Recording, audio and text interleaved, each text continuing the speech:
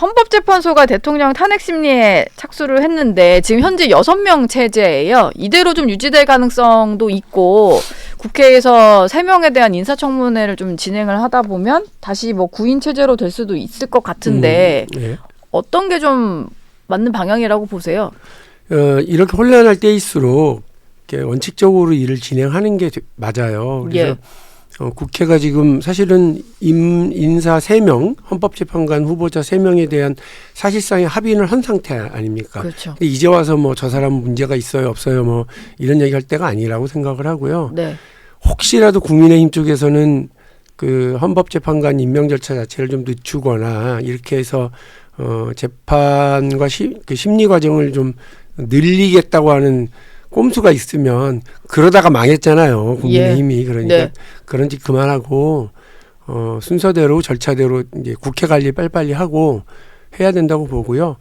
6명 체제에서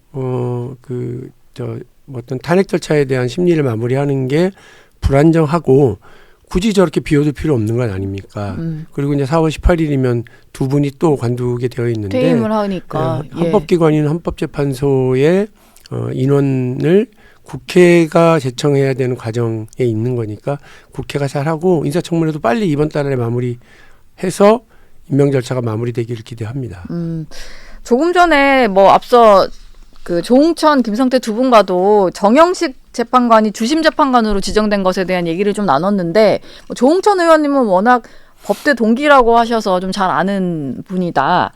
근데 이게 겉으로 알려지기에는 정말로 보수적이다라고 알려져 있지만 뭐 법과 원칙에 따라 하는 사람이지 뭐 편향된 판단할 건 아니다 이런 말씀 주셨어요. 근데 아무래도 야권에서 보기에는 이분이 뭐 박선영 진실화해위원장의 어떤 형부로 알려져 있기도 하고 또 이분 자체도 윤 대통령이 직접 지명한 인물이다 보니까 좀 걱정은 하는 것 같더라고요.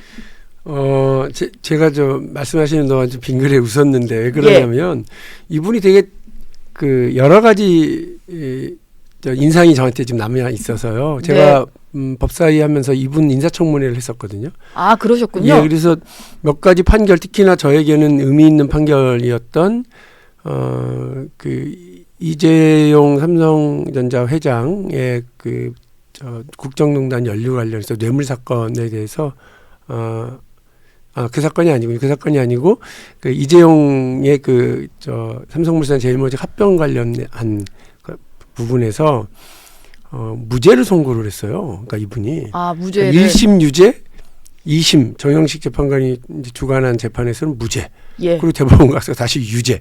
네. 그러니까 자기만 다른 판단을 한 거잖아요. 그래서 그 최종 판결도 어떻게 생각하냐 물어봤더니 자기가 맞다고 생각한다는 거예요.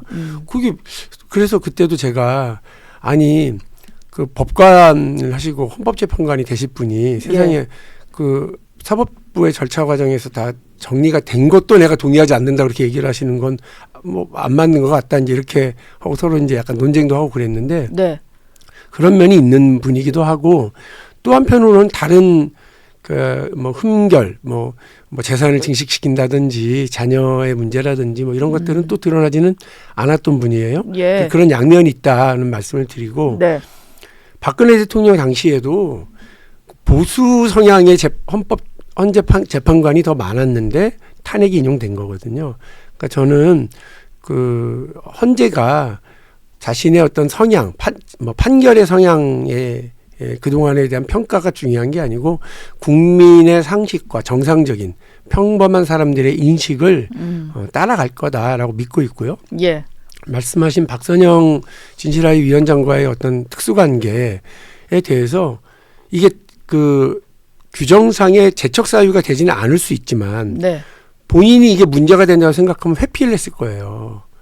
그럴 수 있지 않겠습니까? 예. 적어도 법관의 양심상 회피를 했을 텐데 그냥 회피하지 않고 한다고 하는 얘기는 본인도 이 문제로 인한 나중에 오해를 살 이유나 그런 뭐 마음의 생각이 없는 거예요. 이 말씀은 거꾸로 보면 그 둘의 특수관계, 인척관계라고 하는 그 관계와 얘도 불구하고 이 부분에 대한 명징한 법리적인 어떤 그 판단은 충분히 할 수 있다라고 본인이 자신을 한 것 같아요. 예. 저는 뭐 아마 전원일치 판결로 인용되지 않을까 기대하고 있습니다. 헌재가 뭐 본격적으로 시작을 한다고 하니까 이건 좀 지켜보도록 하고 지금 국회 같은 경우는 뭐 민주당은 이재명 대표 중심으로 좀 진행을 하고 있고 국민의힘도 일단 한동훈 대표 사퇴로 일단 비대위로 좀 전환을 하게 된 상황인데 국민의힘에서는 일단 이재명 대표를 좀 저격하는 목소리가 많이 나오고 있습니다. 왜냐하면 이 대표가 뭐 국정 안정협의체 이런 걸 좀 제안을 하기도 하고 여당은 없다 뭐 이런 표현도 쓰다 보니까 거기에 대해서 좀 국민의힘은 대통령 노름 뭐 이런 말까지 나오더라고요. 대통령 노름 하지 마라 이런 식의 표현까지 나오던데 좀 어떻게 보셨어요? 국민의힘은 갈수록 구려요. 구려요? 네. 그 라인업 생각해보세요. 권성동, 윤상현, 나경원, 게다가 홍준표. 예. 이 라인업으로 지금 어떻게 하려고 그러시는 거예요? 뭐 몇 달 뒤면 뭐 조기 대선이라는데. 네. 그러고 그분들이 하는 말도 다 한결같이 구려요. 그리고 국민의힘은 여전히 그 자신들이 배출한 후보가 대통령이 되고 그 대통령이 국정을 이렇게 엉망진창으로 만들어 놓은 것과 관련해서 단 한 번도 국민들에게 제대로 사과한 적이 없어요. 자기들끼리 싸움만 하고 예. 자기들끼리 뭐 친한 뭐 친윤 나뉘어가지고 갈등만 지금 하고 있고 그러면서 다음 총선은 많이 남았다. 우리끼리 똘똘 뭉치면 예. 1년 뒤면 다 까먹는다. 이런 얘기나 서울 하면서 국민들에게 실망과 고통을 거듭 주고 있거든요. 그런 분들이 지금 국정을 어떻게 수습해 나갈지에 대한 네. 것보다는 예. 눈 뜨면 이재명, 뭐 입만 열면 이재명 이렇게 하고 있는 거 뭐 보수의 유권자, 보수의 지지자들도 참 꼴보기 싫다고 하실 것 같아요. 안 그랬으면 좋겠어요. 너무 오히려 그런 메시지만 내는 것은 안정적으로 하셔야죠. 예. 저는 저는 민주당이 국정 안정을 위해서 이런저런 메시지를 내고 움직이는 거를 저렇게 반대만 하고 자기들이 여당이라고 생각하면 여당 노릇을 해야지 왜 야당 예. 노릇을 해요. 네. 남 욕하고 비판하는 일을. 예. 어떻게 할 거예요? 주식시장 안정 어떻게 할 건데. 환율은 어떻게 관련해서 시장에 개입할지에 대한 자신들의 판단은 있어요? 지금 수출 기업들 거의 죽어나고 있어요. 예. 거기에 대한 고통을 어떻게 분담시켜줄지에 대한 고민을 하시나요? 연말에 지금 여기 상가 나가보세요. 분위기가 이게 뭐예요?